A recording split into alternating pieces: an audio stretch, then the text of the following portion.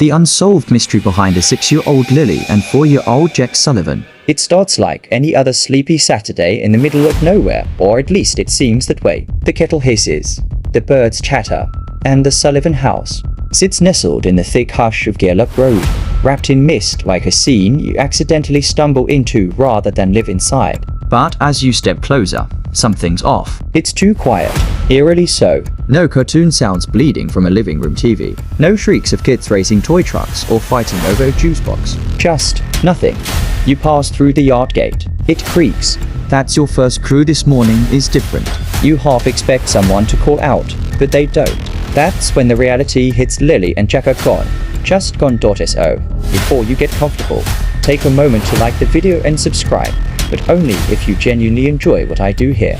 And hey, drop your location and local time in the comments. I want to know where and when you are listening to this. Search and rescue teams renewed their efforts to find 6-year-old Lilly and 4-year-old Jack Sullivan on Saturday and Sunday, covering more ground and focusing on Gairloch Road, near their house. You're standing there now, mentally retracing the steps of a typical morning. You imagine Lilly, who just lost a front tooth, pounding barefoot across the dewy grass. Jack, still clumsy with his steps, chasing after her with a wooden airplane. Their laughter echoing in the trees. Except today, that echo never happens. The mother and stepfather say they woke up and their children were gone. Bed's empty. No signs of a break-in. It's not dramatic like in the movies. No shattered glass. No muddy footprints. No ransom notes taped to the fridge. You begin to feel that uncanny chill. The kind that makes your neck itch because something doesn't line up, even if you can't name what. You step past the swing set. It sways ever so slightly, and even though the air is still, you swear it moved. You are not alone in feeling it. That sinking pit in the stomach spreads across the small community of Lansdowne Station like black ink in water. People stop locking their front doors not out of confidence, but to feel some imagined control, because who locks the door when the threat is already inside? By Monday, the search is in full force. Helicopters from above are seen comb through marshland, back roads, and ditches with flashlights and cadaver dogs. You'd think the brush would give up something. A shoe, a hair tie, a hint of where two tiny humans wandered off to. But it doesn't. You walk with the volunteers. They've broken into grid teams. Gairloch Road becomes less of a neighborhood and more of a map under glass, with each inch methodically marked, poked, and scanned.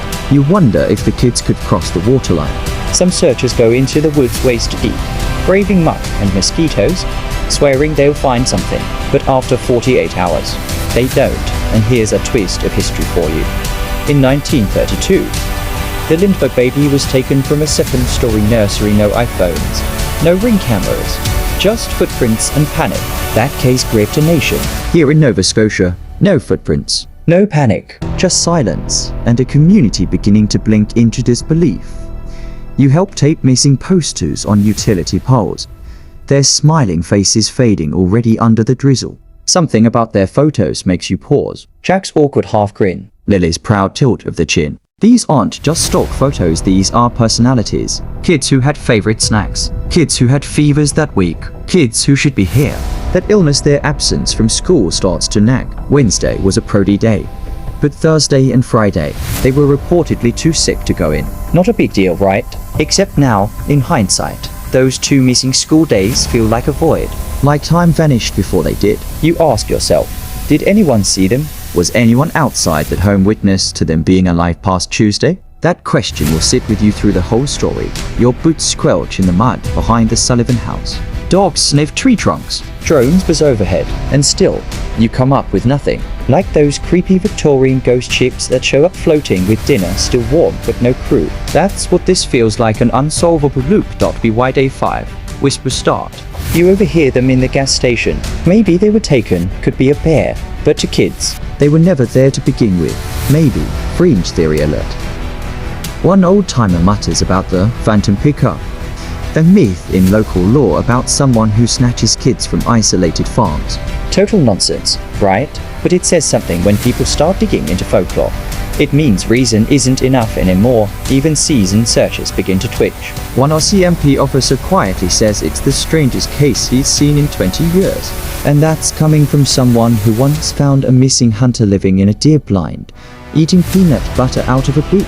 Historians still argue whether children's disappearances in rural Canada peaked in the post-war years or have always followed darker, quieter patterns. This case might become one of those studies, not for what was found, but for what never was. You finish day 6 with sore feet and more questions. The sun goes down too quickly. Flashlights flicker in the dark as volunteers start to veer off. The swing still sways. Back at your car, you glance at the tree line one last time. You imagine Lilly waving from between the trunks. Jack giggling somewhere just out of earshot. But it's only your brain playing cruel tricks. Nothing turns up. Nothing ever does. You wake up the next morning still thinking about the woods. Not the kind you hike through on vacation, but the kind that makes a sound when no one's there to hear it, and suddenly, you're wondering if that sound was a clue someone missed. You're not alone. The search teams are back at it.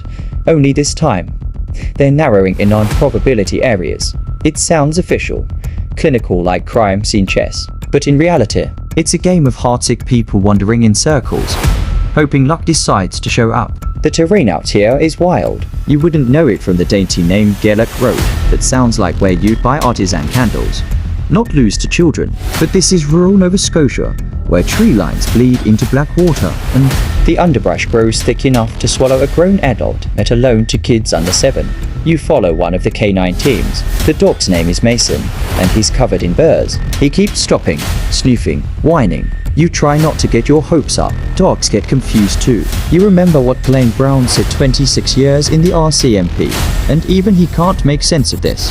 It's just really strange, he muttered to reporters. Understatement of the year. What's really strange is that nothing turns up. No clothing, no toys, no broken twigs that scream someone passed through here. It's like the kids evaporated. You pause for a second, thinking of the 1978 case where a boy disappeared from a Nova Scotia trail and wasn't found for 11 days clinging to a tree root. Hypothermic but alive. The forest gave him back. This one isn't giving anything. You crouch down by a stream, thinking, if Lilly fell in here, wouldn't Jack scream? If Jack wandered off, wouldn't Lilly follow? Kids don't disappear like synchronized swimmers. There should be chaos, noise, a trail. You don't get two clean vanishings in perfect harmony unless, well, it wasn't wandering. One searcher points out how weird it is that the kids were barefoot, supposedly. No shoes, no socks. You've tried walking 5 steps on pine needles barefoot? It's not cozy, it's cry for MOM painful. So if they ran, why didn't anyone hear crying? Why didn't anyone see them? That's when Chris Lewis, former ARP commissioner, drops a cold bucket of reality. If those children are not in that bush, he says, then what happened to them? Cue the shift. You feel it ripple through the whole investigation, like the moment a party turns quiet, because someone mentioned politics. The forest isn't yielding answers, and now eyes are turning inward, that ever so slight pivot from search. To investigate, you meet Amy Hansen, one of the search managers. Exhaustion is written all over her face. She talks about refocusing the strategy, which you realize is a gentle way of saying they're not finding squat. They keep running the same trails, over and over, hoping they missed something. They didn't. They know it. You know it. You lean against a birch tree, heart sinking, and hear one of the volunteers say what everyone's been thinking but too scared to say. What if they were never outside to begin with? And just like that, the woods stop being the enemy. The doubt creeps inward into the house, into the family, into the story, but still, they look.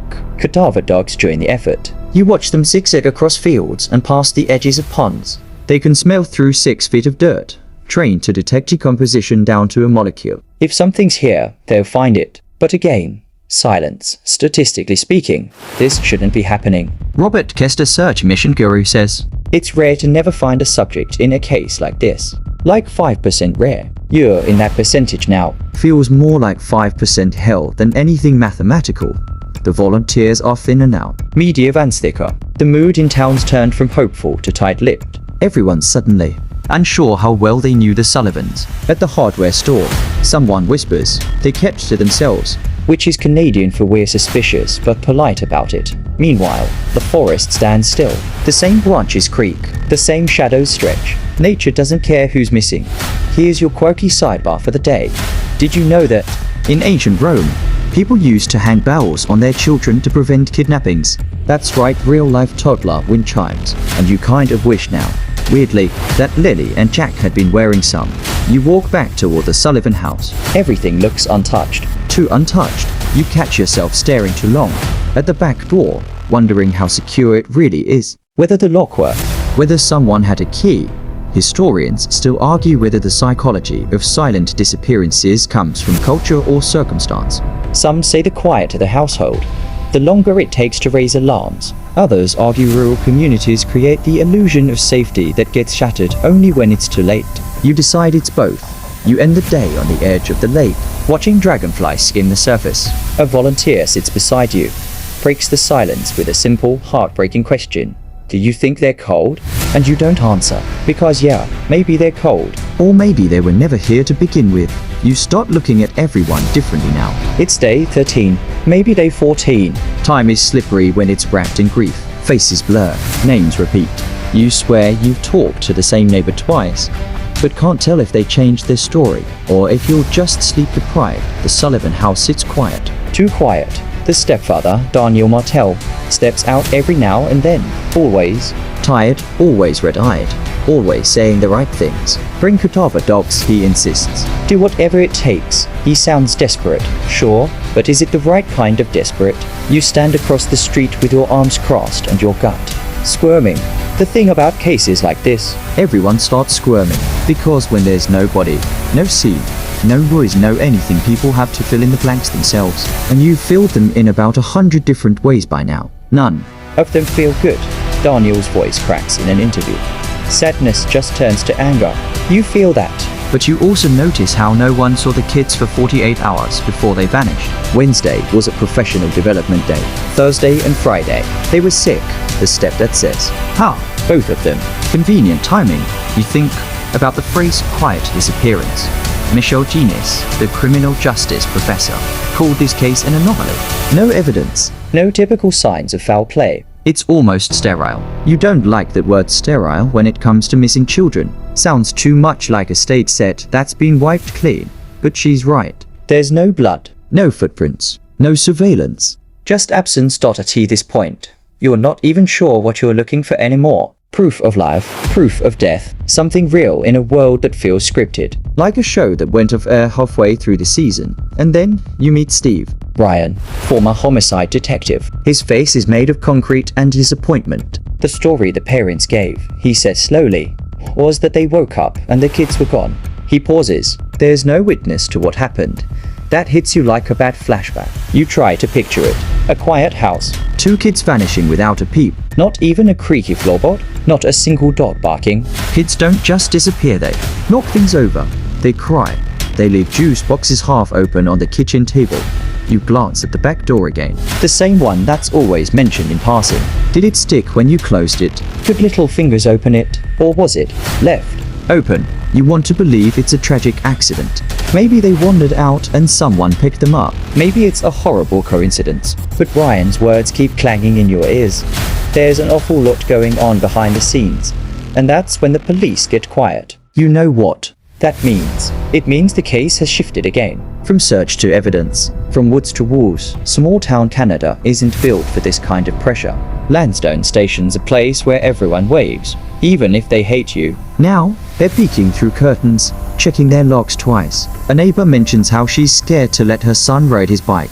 What if they're still out there? You want to tell her the same thing the cops are probably thinking. Maybe they were never out there at all. You sip lukewarm coffee on the hood of your rental car and scan through old missing persons cases. You land on one from 1981, 2 cousins gone missing from a family picnic in Ontario. They were found 3 weeks later, alive, in the care of a family friend who thought she was rescuing them. Fringe case, sure, but the brain clings to hope. Even when it's irrational, historians still argue whether missing children cases skew more tragic or more mysterious in rural areas. Some say small communities hide secrets better. Others claim cities make it easier for people to vanish into noise. You can't decide which theory you prefer. They're both terrible. Then comes the kicker. Kidnapping hasn't been ruled out. But it's not a clean fit either. Michel Genis is back in your head, reminding you that stranger abductions are usually opportunistic. They don't pick specific kids, she said. They grab who's there. Which makes this backyard setup feel off. You imagine a van cruising down a quiet rural road, stopping just long enough to grab the kids without a single scream. Doesn't add up. You jot down a theory in your notebook. Someone knew them. Someone knew their schedule. You cross it out. Too many unknowns. Too few answers. Michael Onfield, a criminologist from Western University, calls this case unprecedented. And that's coming from a guy who reads crime scene reports for breakfast. His words stick to your skin. It doesn't add up on many levels. Double quotes exactly. It doesn't add up that two siblings disappear in tandem. It doesn't add up that no one saw them. It doesn't add up that the house gave no clue. It doesn't add up that there's no evidence of a struggle. No signs of life or death. You think back to day one, when the search teams rushed the fields. Arntfield says that might have been the wrong move. That the police, in trying to show quick response, might have lost key momentum. They were out in the fields looking for kids that maybe were never there. You clench your jaw. That maybe haunts you more than any horror movie ever could. You barely sleep now. Not from fear, exactly. Just from the way your brain refuses to shut up. Every creak in the floorboards, every rustle in the trees outside, it's like the whole world's whispering secrets you don't quite catch. It's been 20 days. You picture Lily's tiny shoes at the edge of the yard. Maybe she was chasing a butterfly. Maybe Jack was just behind her, one of those plastic toy dinosaurs clenched in his hand. You try to freeze that image in your mind, but it melts every time, because no one ever found those shoes, or that dinosaur, or anything at all. The woods have been combed. The lakes poked. The dogs sniffed and circled until even they looked confused. And yet, you still catch yourself glancing at tree lines, hoping for a color that doesn't belong. Pink jacket, yellow rain boots, something, anything. But all you find are more questions.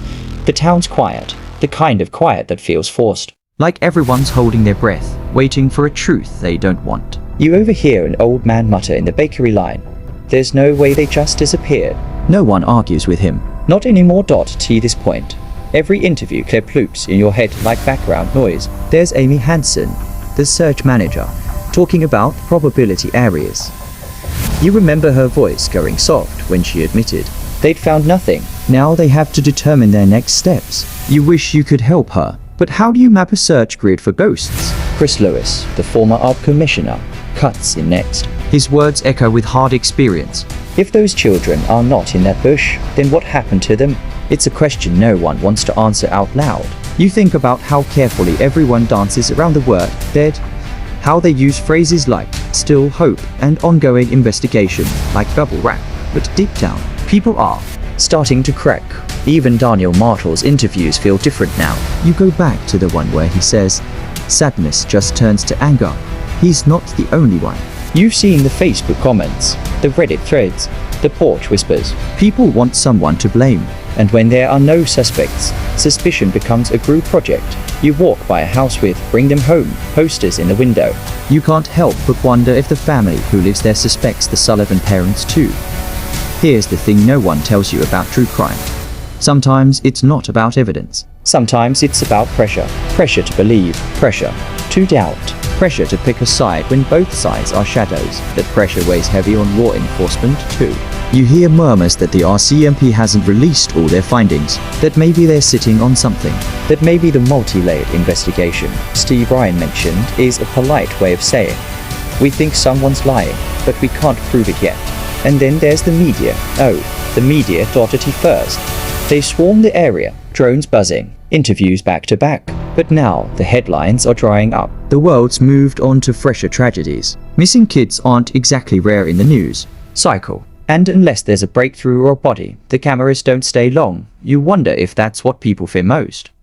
Not that something terrible happened, but that it happened quietly. That Lilly and Jack Sullivan might just become a footnote. You jot down more oddities.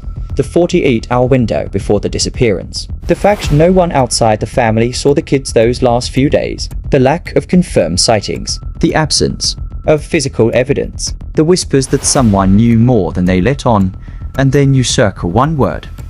Staged. It's a theory too dark to say out loud, but it's there. What if this wasn't spontaneous? What if it was planned? Historians still argue whether high-profile child disappearances are ever truly random. Some believe they're orchestrated far more often than the public wants to believe. You are not saying this case is one of those, but if it were, it would explain a lot.